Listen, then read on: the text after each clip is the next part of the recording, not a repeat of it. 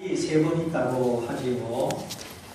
태어나는 날, 결혼하는 날, 그리고 죽는 날입니다. 일생의 중요한 일 세 가지. 태어나는 날, 결혼하는 날, 그리고 죽는 날. 우리가 잘 태어나야 되고 또 결혼을 잘해야 되고 죽을 때도 욕먹지 않고 잘 죽어야 된다 하는 것이지요. 자, 이 셋 중에 어느 것이 중요하냐? 어느 것이 중요합니까? 중요하지 않은 것이 없습니다. 그런데 오늘 말씀은 이 두 번째 결혼하는 일과 관계되어 일어난 사건입니다. 지금부터 2000년 전에 유대 땅 갈릴리에서 일어난 일이지요. 2000년의 시간적 간격, 역사적 간격이 있지만은 인륜지사, 결혼에 관계된 일은 그때나 지금이나 똑같습니다. 한 남자와 한 여자가 만나서 가정을 이루고 자녀를 낳고 주어진 삶의 소임을 다하는 것, 이거는 시간적 간격, 역사적 간격 그런 것이 없지요. 하나님이 태초에 남자를 만드시고 또 여자를 만드셔서 남자가 부모를 떠나 여자와 연합하여 한 몸을 이룰 것이라 하였습니다. 여기에 중간은 없지요. 남자 아니면 여자, 여자 아니면 남자입니다. 그런데 서울시가 포괄적 인권이라고 그러면서 자꾸 동성애를 허용하려고 하는데 이거 꼭 막아야 됩니다. 이게 우리 기도 제목입니다. 자, 한 남자가 부모를 떠난다. 이 말은 부모를 버린다는 말이 아니고 독립한다 그런 뜻이지요. 정신적으로, 경제적으로 독립하는 것이 부모를 떠난다는 뜻입니다. 부모에게 매여 있으면 책임감이 자라지 않고 삶의 희노애락을 헤쳐나가는 한 인간으로서의 성숙함이 이루어지지 않기 때문에 부모를 떠나는 과정이, 독립하는 과정이 필요합니다. 물론 어떻게 떠날 것이냐? 하루아침에 독립할 수는 없지요. 그래서 어떻게 독립할 것이냐? 이 문제는 별도의 문제로서 다양한 길이 있을 것입니다. 그러니까 결혼했다고 해서 연락도 하지 말고 어떤 도움도 받지 말고 그런 뜻은 아니겠죠. 그러나 독립된 인격으로, 독립된 가정으로 발돋움하는 그런 과정이 다가오는 것은 사실입니다. 자, 이 땅에 태어나는 것은 내 의지와 상관없이 태어납니다. 겉으로 보기에는 부모로 말미암아 태어나지만 사실은 우리가 다 하나님의 계획 속에 태어나는 것입니다. 예수로 말미암아 속죄함을 받고 하나님의 자녀되어 천국 갈 때까지 이 땅의 삶을 살아갑니다. 그리고 이 땅에 태어나서 아동기를 거치고 청년기에 접어들어 살아가는데 이 청년기 때 가장 중요한 일이 뭐겠습니까? 바로 결혼이라고 하는 일입니다. 부모를 떠나서 독립해서 새롭게 한 세대가 출발하는 것이 결혼이죠. 이 결혼이 너무나 중요하기 때문에 대개 약혼이라는 과정을 거쳐서 혼인에 이르게 되죠. 물론 약혼은 절대적인 과정은 아닙니다. 생략할 수도 있고 어떤 사람은 만난 지 막 석 달 만에 바로 결혼할 수도 있고 그건 사람마다 상황마다 다를 수가 있습니다.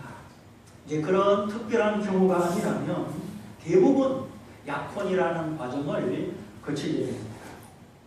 2000년 전에 유대 나라의 풍습도 마찬가지. 유대 나라는 결혼 전에, 그러니까 1년 전에 약혼을 합니다. 유대 나라 풍습은 독특하기 때문에 이 약혼은 결혼이나 마찬가지였습니다. 하나님이 짝지어 주신 것을 사람이 낭지 못할지니라. 결혼은 하나님이 짝지어 주신 것이다. 그래서 결혼에는 하나님이 개입하시고 신성함이 동원되고 하나님의 언약이 함께하기 때문에 약혼은 곧 결혼이요. 한번 약혼했으면 유대 나라에서는 이 깰 수 없는 일로 그렇게 여겨졌습니다. 이것이 여호와 하나님을 섬기는 유대 나라의 결혼 제도요, 결혼 풍습입니다. 그래서 약혼하고 약혼한 날로부터 처녀가 총각집에 갑니다. 가서 예비 시부모를 모시고 함께 생활을 하지요. 그 집의 풍습도 익히고 이제 한 가족이 될 준비 과정을 거쳐가는 것입니다. 그렇게 이제 왔다 갔다 시집살이를 한 1년 가까이 합니다. 물론 그때는 동침하지 않습니다. 약혼을 통해서 단단히 약속을 했지만 결혼할 때까지 서로를 지켜줍니다.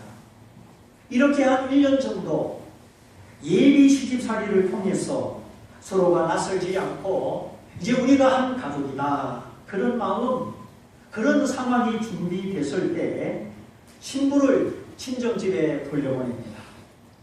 그리고 어머니 아버지를 뵙게 하고 마지막 준비를 갖추어서 그때 신랑이 신부집에 가서 지창금을 드리고 신부를 사서 이제 신랑 집에 와서 결혼에 임하는 겁니다. 물론 이 결혼식 속에 예수님이 우리를 피로 값주고 사시고 우리의 신랑이 되셔서 다시 우리를 데리러 오시는 그 의미도, 구원의 의미도 여기 이스라엘의 결혼식 속에 포함이 되어 있죠. 피로 값주고 우리를 사시고 하나님의 자녀 삼으셔서 우리가 천국에서 혼인잔치 이룰 때까지 이 땅에서 우리가 지금 신부 단장을 하는 겁니다. 세상의 때를 다 덮고 주님의 정결한 신부가 되도록 우리가 지금 영적 지금 시집살이 과정을 거쳐가고 있는 것이죠. 자, 이렇게 해서 요셉과 마리아라는 처녀가 지금 약혼했고 약혼 과정을 지나가고 있습니다. 이제 결혼할 날이 그렇게 많이 남지 않은 것 같습니다. 그런데 갑자기 이 두 사람 사이에 예기치 못한 문제가 생깁니다. 어느 날 총각이 처녀를 보는데 이 처녀의 배가 웬일입니까? 이 남산만케 불러있는 거예요. 아직 약혼 기간 중입니다. 결혼하지도 않았습니다. 동침하지도 않았습니다. 그런데 이런 상황에서 약혼녀의 배가 남산만케 불러있으니 이 보통 문제가 아니죠. 2000년 전이고 결혼은 하나님이 간섭하시는 신성한 일이기 때문에 그 약혼 기간에 이런 일이 생겼다. 이건 상상할 수 없는 일입니다. 만일에 그 사실이 알려지고 다른 남자로 말미암아 아기를 가졌다 그러면 이건 돌에 맞아 죽는 일입니다. 이스라엘의 전통과 율법을 어겼기 때문이죠. 결혼을 앞두고 그 약혼 기간에 처녀가 배가 불러오니 약혼녀는 그만두고 이 총각 입장이 어떻겠습니까? 그리고 우리 어젯밤에 효찬이 요셉이 고민하는 거 보셨잖아요. 강도사 사탄이 막 꼬시고 바로 그거예요. 신혼을 꿈꾸고 어제 우리 중고등부 연도 이 단꿈에 처져 있는데 이게 그냥 아닌 밤중에 홍두깨요. 이 대낮에 날벼락입니다. 눈앞에 벌어지는 상황만 놓고 보면 이거 틀림없는 파혼입니다. 양갓집에 부끄러움이 되고 아차하는 순간에 한 여자가 돌에 맞아 죽게 되는 그런 상황입니다. 자, 이런 상황에서 요셉이라는 이 사람이 어떻게 행동했는가? 벌어진 상황은 너무 끔찍했지만 이런 상황에 요셉은 어떻게 반응하는가? 사람은 저 사람의 액션에 나의 리액션이 겹쳐서 인생이 엮어져 가죠. 저 사람이 내 뺨을 때릴 때 나를 어떻게 반응하는가? 오늘 이것을 살펴보고 우리의 믿음, 우리의 인품을 가다듬어 보려고 합니다. 구약시대에 애굽에 팔려갔던 요셉, 그도 이름이 요셉이고 참 멋진 사람이었는데 오늘 이 예수 성탄을 앞두고 이 요셉이라는 사람 또한 참 멋있는 사람입니다. 우리가 다 이렇게 품위가 있고 곤란에 처한 사람을 지켜줄 줄 알고 하나님을 신뢰하여 우리 마음의 그릇이 큰 사람이 되었으면 좋겠습니다. 근데 요즘 보세요. 여자친구가 만나주지 않는다고 가서 막 때리고 여자친구의 부모도 막 해치고 수원의 그 박아무개 씨도 그 여자친구 때문에 막 토막 살인을 하고 우리 나중에 학생들은 그렇게 안 하시겠죠. 자, 위기 앞에 내 뜻대로 안 되는 그 순간 앞에 어떻게 행동하는가? 그때 나는 어떤 사람인가? 우리가 꼭 결혼이라는 문제만이 아니라 우리의 인간관계, 주고받는 삶의 다양한 현실 속에 교훈을 받아야 하겠습니다. 내 뜻대로 다 되면, 내 소원대로 다 되면 인생 사는 것이 무슨 걱정이 있겠습니까? 알라딘 램프의 지니처럼 필요할 때마다 주인님 하고 나타나서 내 소원을 척척 들어주면 우리 인생에 눈물이 어디 있으며 시련이 어디 있으며 아픔이 어디 있겠습니까? 그런데 우리 인생은 지니 같은 그런 존재가 아니라 까다로운 사람, 나하고 기호가 다른 사람, 높고 낮은 가지각색의 사람을 만납니다. 10번 생각하고 돌다리도 두들겨보는 그런 사람이 있는가 하면 총알처럼 생각할 겨를도 없이 말이 막 튀어나오는 사람도 있습니다. 10번 생각하고 돌다리 두들겨보는 사람은 신중형이죠. 생각할 틈 없이 말이 막 나오는 사람은 사교형입니다. 신중형은 생각을 하고 나서 행동을 하고, 사고형은 행동하고 나서 그 다음에 생각하는 사람들입니다. 하나님이 각자에 맞게 그렇게 만드셨습니다. 다 좋은 성격입니다. 여러분, 성격에는 우열이 없습니다. 좋은 성격, 나쁜 성격이 없어요. 절대 성격은 비교하면 안 됩니다. 물론 우리가 점점 예수님의 인품을 입어야 하지만 타고난 성격은 하나님이 주신 것이고 그것이 나요, 나의 개성이요, 나의 멋입니다. 그래서 자기가 자기를 사랑하고 자기가 자기를 이해하고 스스로 자기 자신과 호흡을 잘 맞출 줄 알아야 됩니다. 그리고 또 상대방의 성격을 고치려고 하면은 안 되는 것이죠. 있는 그대로 인정해주고 서로를 존중해 주는 것입니다. 자, 사과하고 배를 보세요. 누구는 사과가 되고 싶어 사과가 됐습니까? 배가 되고 싶어 배가 됐습니까? 창조주 하나님이 만물을 만드신 하나님이 그렇게 만드신 것이죠. 만물의 목적과 조화를 주관하시는 분은 하나님이십니다. 돌멩이도 다 쓸 때가 있고 흙덩이도 다 필요할 때가 있습니다. 콘크리트 속에 엄지손가락만한 쪼갠 돌이 다 들어있잖아요. 이 돌이 없으면 콘크리트 수명이 반에만도 안 됩니다. 아파트 다 무너집니다. 흙덩이, 발에 채이는 흙덩이, 그 속에서 씨가 발아하고 생명이 자랍니다. 흙 속에 지렁이도 살고 보이지 않는 수많은 미생물들이 살아서 흙의 가치를 유지시켜주고 거기 씨앗이 떨어지면 자라게 하는 생명의 원천이 되게 하는 것입니다. 중국에서 그래서 밭을 사고팔 때 한 삽을 푹 떠가지고 지렁이가 많이 나오면 좋은 밭이다, 값이 비싸다고 하잖아요. 지렁이가 많이 살 만큼 그 흙 속에는 유기질이 많고 식물이 잘 자라는 땅이기 때문에 메마른 땅에 비해서 값이 비싼 좋은 땅이 되는 것입니다.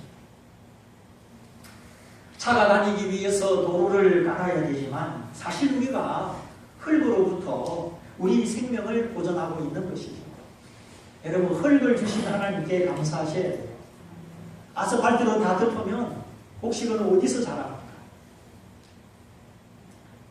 하나님이 사과 맛을 내게 하시고 배는 배의 맛을 내게 하셨습니다. 사과는 시콤달콤, 배는 시원달콤.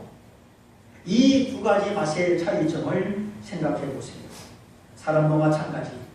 성격이 다른 것, 그거는 하나님의 작품이요, 하나님이 하신 것입니다. 다른 사람이 서로 다른 기질이 만나서 더 아름다운 작품이 되는 거죠. 다 똑같으면 사람 사는 재미가 어디 있겠어요? 이 세상에 과일이 사과 하나밖에 없으면 얼마나 과일 먹기가 어렵겠습니까? 그러므로 너는 왜 그러느냐 지적하고 고치려고 하면 안 됩니다. 너는 사과처럼 사과 맛을 내니 감사하고 나는 나처럼 배의 맛을 내니 감사하다. 이렇게 서로 인정하고 지지해주고 존중할 때 거기 사랑이 꼽히고 시너지 효과가 일어나는 것입니다. 아니, 밥도 할 줄 알고 반찬도 만들 줄 알아야지 반찬을 못 만들어요. 그럼 어떻게 시집 가겠어요? 모든 일에는 협력함으로 말미암아 시너지 효과라는 것이 있습니다. 그래서 군인도 육해공군이 땅에서 하늘에서 바다에서 연합함으로 이 시너지 효과가 나는 것입니다. 그러므로 성숙한 사람은 자기만 생각하는 사람이 아닙니다. 성숙한 사람은 자기 기질에 매이고 자기 성격에 함몰되는 사람이 아닙니다. 다른 사람의 입장과 다른 사람의 성격과 다른 사람의 기질을 이해하고 품어주는 사람, 그리고 서로 조화를 맞출 줄 아는 사람이 성숙한 사람인 것입니다. 나하고 다른 기질, 다른 성격, 다른 재능의 사람들과 어떻게 어울릴 것인가. 이 어울린다는 말이 이 조화를 이룰 줄 안다는 말입니다. 색동저고리처럼 다양한 색깔이 조화를 이루는 것을 성숙이라고 합니다. 성장은 외형적으로 키가 크는 것이죠. 그러나 성숙은 내면적으로 지혜가 자라고 조화로움이 자라는 것입니다. 그래서 더불어 함께 살아갈 줄 아는 것, 나하고 기질이 다르고 성격이 다르고 생각이 다른 사람들과 함께 살아갈 줄 아는 것, 조화를 이루며 살아갈 줄 아는 것, 그것이 성숙함입니다. 언제나 나만 주장하고 자기 성격만 드러내고 자기 의견만 옳다고 하고 그거는 미성숙한 거예요. 전혀 함께 살 줄 모르는 것입니다. 그래서 우리가 익숙한 것이나 성장을 성숙한 것이라 생각하지 말고 우리는 좀 더 지혜롭게 성숙에 대해서 고민하고 생각할 필요가 있습니다. 아직 파란 사과 제법 크기가 커졌습니다. 그러나 파란 사과는 지금 성장하고 있는 것이지 아직 성숙한 것은 아닙니다. 하나님은 우리를 다 다르게 그리고 유일하게 만드셨습니다. 사람 사는 일 내 뜻대로 안 되고 내가 원하는 대로 안 될 때 그때 나는 어떻게 행동하는가? 내 의지가 꺾이고 내 소원이 무너질 때 내 기대가 산산조각 날 때 나는 어떻게 행동하는가? 여기에서도 그 사람의 성숙의 면모를 볼 수가 있는 것입니다. 실패했을 때 어떻게 다시 일어나는가? 이것이 사람의 성숙을 보여주는 것입니다.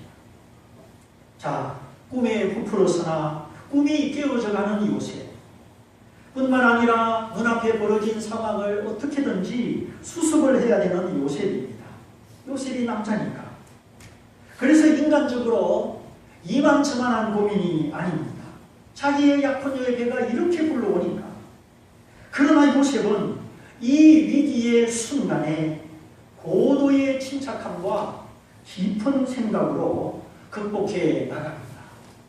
지난주 말씀처럼 역경지수가 높은 모습을 보여줍니다. 어려움을 헤쳐나가는 능력, 그것이 역경지수인데,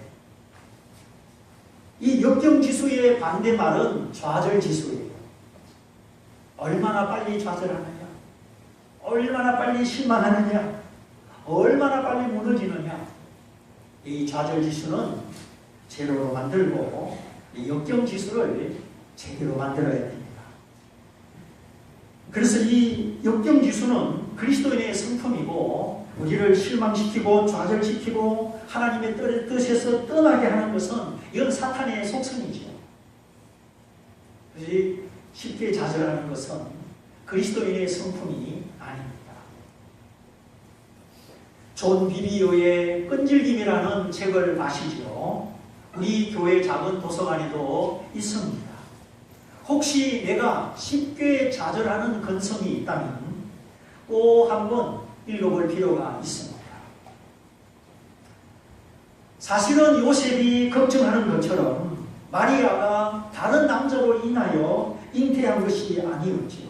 오늘 하나님의 성경에 예언된 대로, 하나님의 천사가 가르쳐 준 대로 요셉아, 저에게 잉태된 자는 성령으로 잉태된 것이다.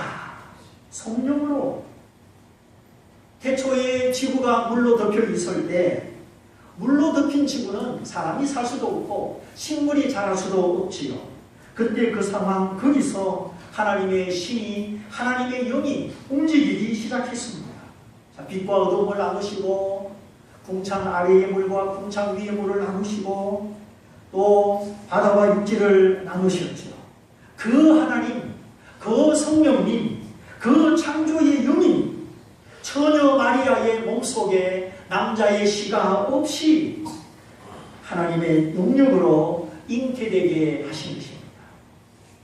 죄 없는 하나님의 아들이 이 땅에 오셔야 되고, 그래야만 죄인된 우리를 구원할 수 있기 때문에 하나님의 아들이 사람의 몸을 입고 남자의 씨가 없이 이 땅에 오셔야 되기 때문에 마리아의 몸속에 하나님의 아들은 성령으로 잉태된 것입니다. 오늘 말씀이 그걸 기록하고 있죠. 그러므로 예수 그리스도는 하나님의 아들이시요 우리를 죄에서 구원하는 구주의 자격을 갖추신 것입니다. 누구든지 남자의 씨를 가진 자는 아담의 후손이요 죄인입니다. 그러나 오직 한 분, 성령으로 잉태된 예수, 그분만이 우리의 참 구주시요 하나님의 아들이신 것입니다. 창세기의 예언 그대로, 이사야의 예언 그대로 여인의 후손이 오셔서 뱀의 머리를 깨뜨리신다. 여인, 동정녀, 처녀, 보라 처녀가 잉태하여 아들을 낳을 것이요 그 이름을 임마누엘이라 하리라.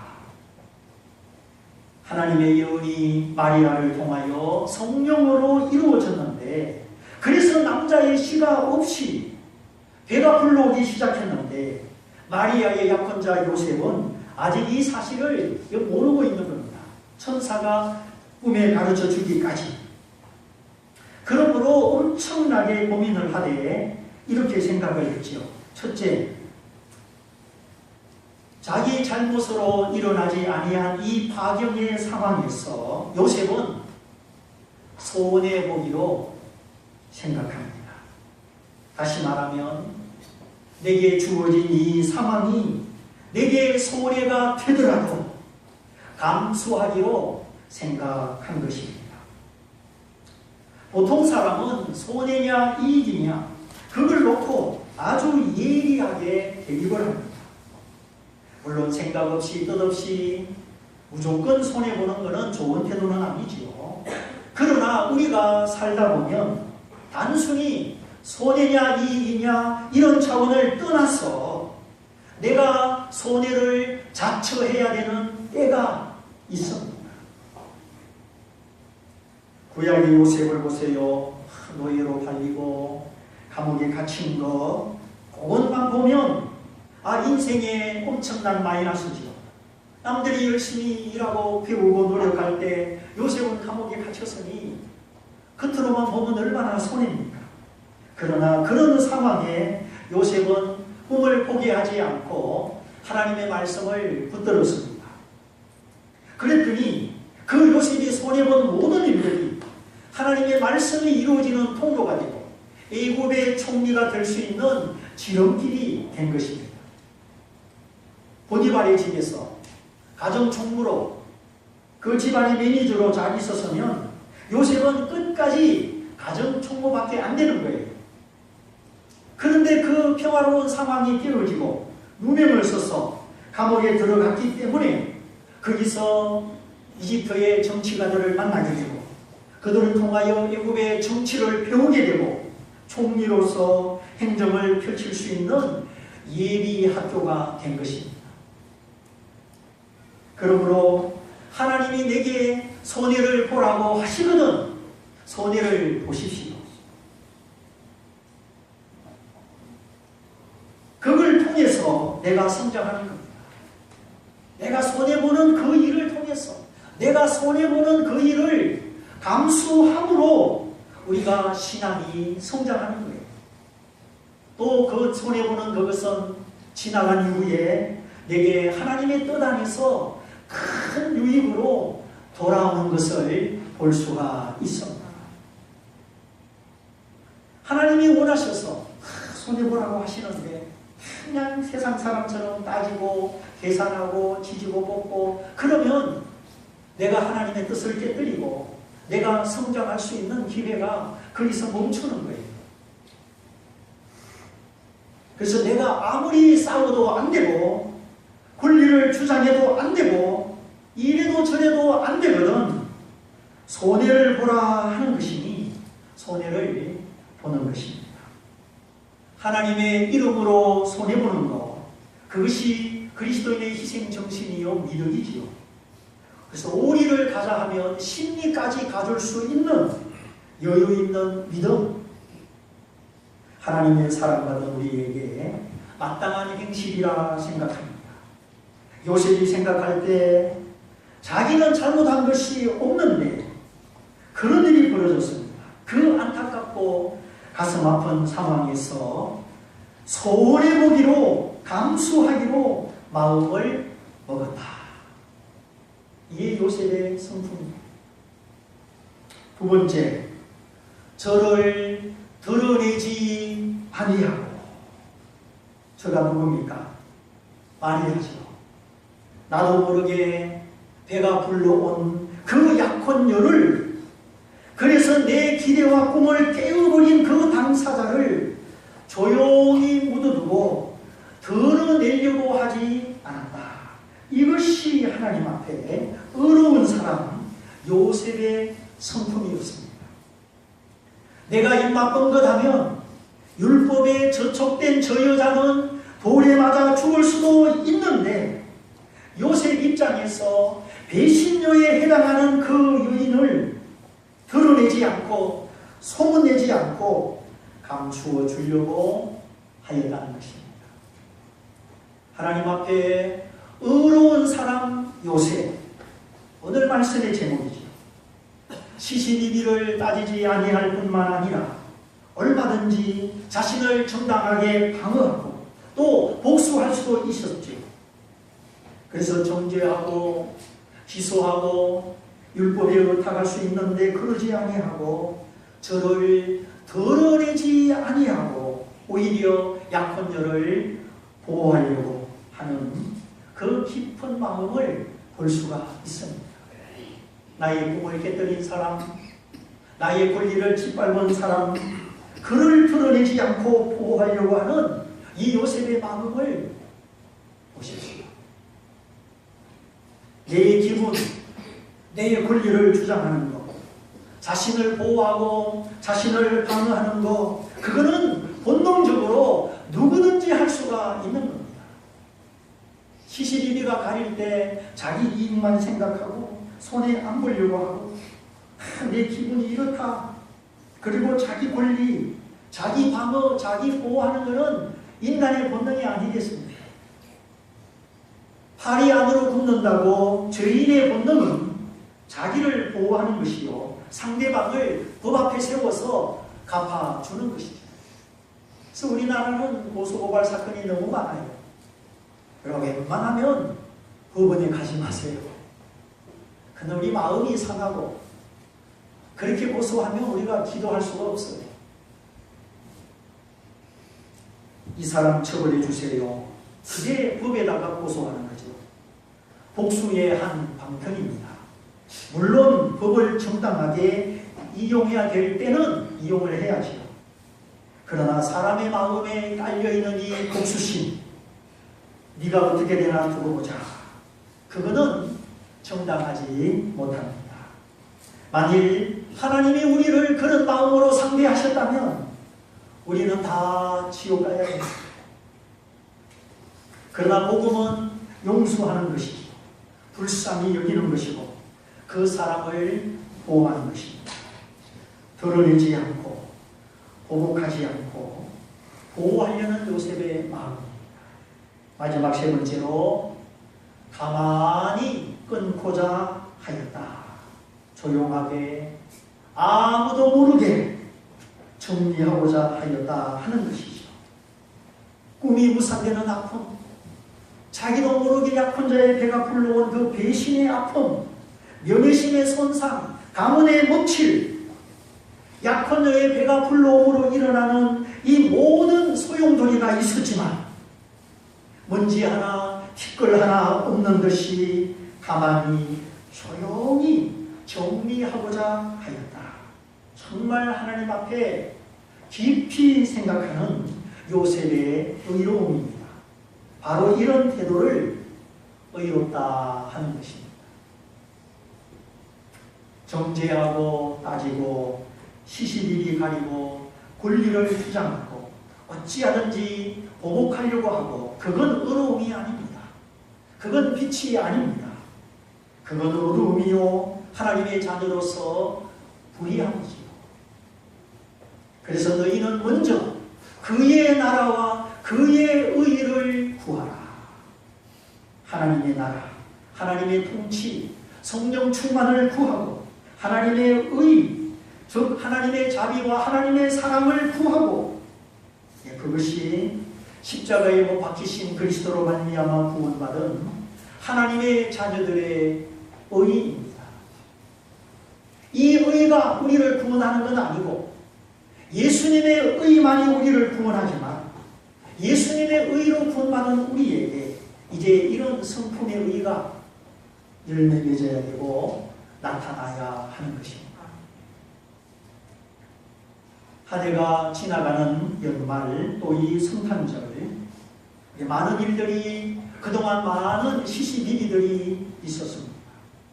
좌절하기도 하고 일어서기도 하고 그 좌절을 통해 더 강해지기도 하고 복음과 율법 사이에 정리를 못하고 왔다 갔다 하기도 하고 용서와 보복 사이에 왔다 갔다 하기도 하고, 그러나 오늘 요셉이 보여준 이 세 가지 의로운 태도, 하나님의 자녀들의 의로움이 바로 이런 것이구나, 우리 마음에 새기면서 이제 나서지 말고 문제를 확대시키지 말고 특별히 보복하지 말고 자기가 부족하고 지혜가 부족하고 사랑이 부족한 걸 회개하면서 요셉같이 손해보고 드러내지 않고 보호하고 조용히 가만히 마무리를 잘하는, 그래서 하나님의 인도하심을 받는 우리 복된 자녀 다 되시기를 주님의 이름으로 축원드립니다.